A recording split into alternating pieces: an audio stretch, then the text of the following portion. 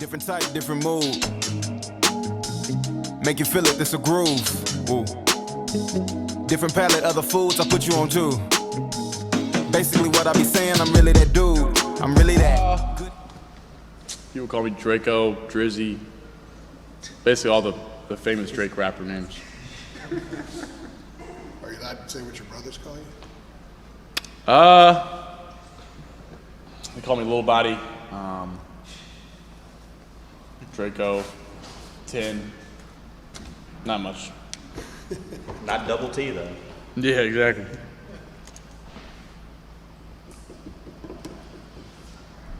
You guys ready? Yep. Drake, Mack was in here yesterday talking a little bit about your running with the ball, and he says obviously you're very, very competitive. You want to run the ball, but there's a fine line between being too competitive and smart with what you're doing. I mean, which side, I guess the competitive side takes over? Yes, sir. I think I did a better job of just protecting myself. I think that first sideline hit, just gotta get out of bounds. I mean, it's just so hard when the first down's right there. Just hard for me to run out of bounds. Just my mentality. Whether it's just growing up, like I said, just having that edge, or watching Sam do it here. Sam never saw Sam run out of bounds unless if the first down was near. So need to do a better job. At the same time, I'm gonna leave it all out there. I'm not gonna change that. Just like you said, I gotta do a better job of knowing when to get down. Did you get to watch any of Sam's game on Sunday? Yeah, we got out of here about 6, so I checked the score. We're coming out of practice. It was 21-3. Not looking good, and obviously they turned it around and watched the whole second half, and it was fun to watch. Not a surprise to you what he was doing, though, right? No, never that. He's 3-0, he's an NFL starter. He's proved it. Wherever he's gone, he's changed the program. So, don't expect anything from him. The way he prepares, the way he goes about it, and handles himself. I think he's putting the NFL on notice. Were those 2 of the harder, or 3 of the harder hits you've taken? The game, the hit at the end of the app game on the 2-point run. Yeah. And then, like you said, to start, I think it was 5 plays in against Minnesota, and then there was another one where there was a lineman laying on you. Like, were those some of the harder hits you've taken, you think? I'm sure you always have some hits from the game that you remember the next day, and stuff that you get in there and treat your body. But I can't really give you power rankings of the hard hits, but definitely I've taken some throughout the years. But sometimes it's part of the game. It's part of the position that I play. You got to hang in there, and see guys on Sundays taking hits. Guys across the college football taking hits, and we're always the ones going on the highlight film for getting blown up and smacked. And I'm sure you've seen a lot of that. So I definitely think that first one on the sideline I could do a better job of not avoiding kind of just a cluster of big dudes trying to take my head off. But I definitely woke up on Sunday morning and felt that one. Of course, the goal of every week is winning every week essentially. With conference play starting up, does anything kind of change as far as urgency or anything like that? Just knowing that it's somewhat of a race to Charlotte. Yeah, I think it's just a kind of a new scenario with the no division. Every game, in the ACC, every opponent. Pitt would be on our side anyway, but it's kind of a tone setter. Pitt, like Coach Brown's been preaching. Pitt's the tough, kind of have the tough personality of the ACC, and the do a little extra stuff and hit you hard and try to do the little extra stuff to get you riled up. So it's another opportunity to set the tone like South Carolina was for our season, but this is kind of another opportunity to set the tone for ACC play. Greg, you've been very clear that you'll do whatever it takes to win in terms of the App State game.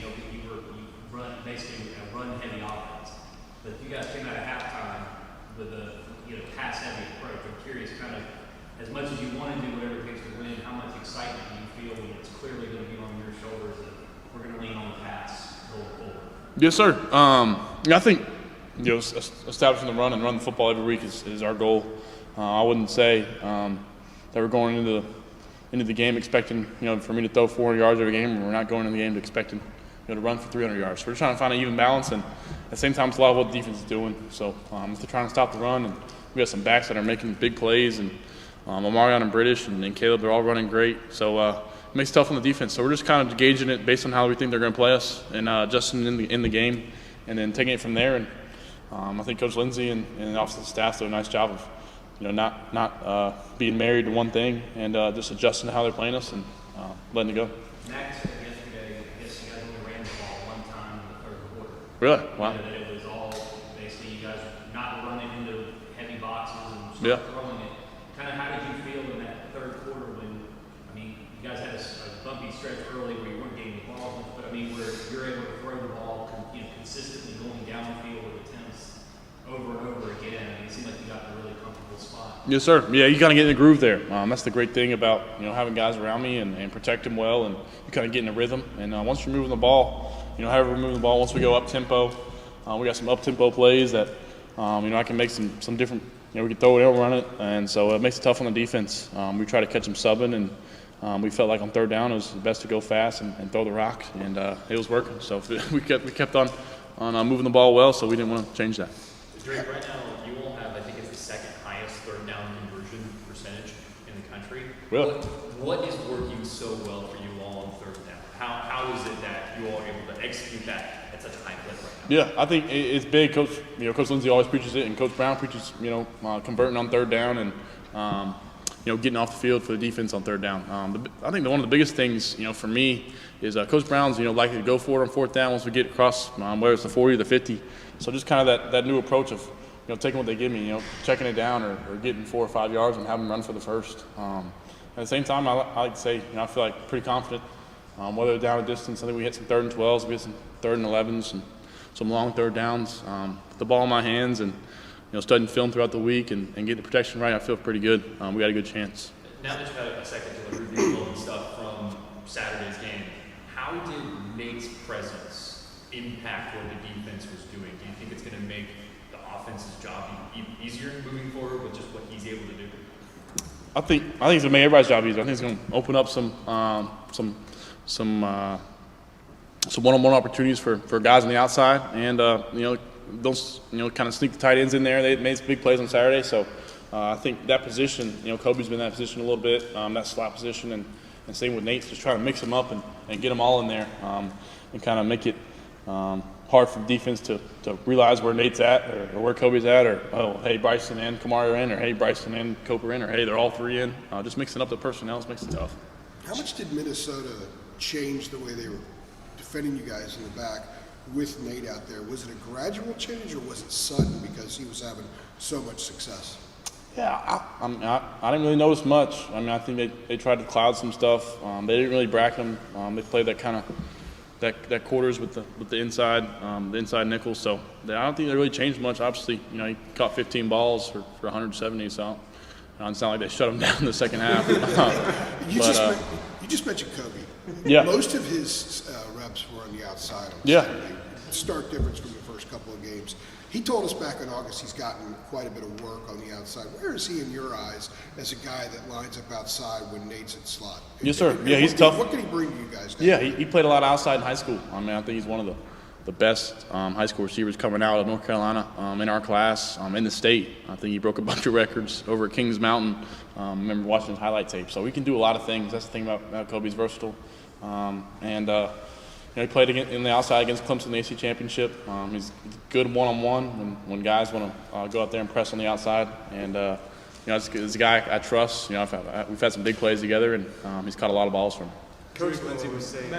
Go ahead. Yeah, Matt was saying yesterday, he was talking about the freshman wide receivers trying to get them to learn some plays as well, in the case that they get some reps in games.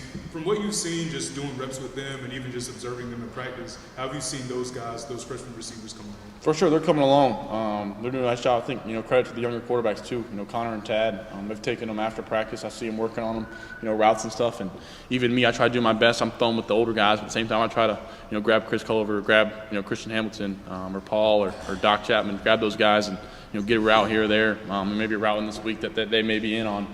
So just try to move them along. Anytime, coming into the freshman, you're just trying to learn the playbook first, and then I think it's tough going up to Pitt in a night game and throwing in a true freshman in that environment against a team like that. But we're going to need them later in the season. Injuries happen, and kind of like the same things last year. Kobe and Gabo stepping up. When Josh and AG went down. They got to be ready.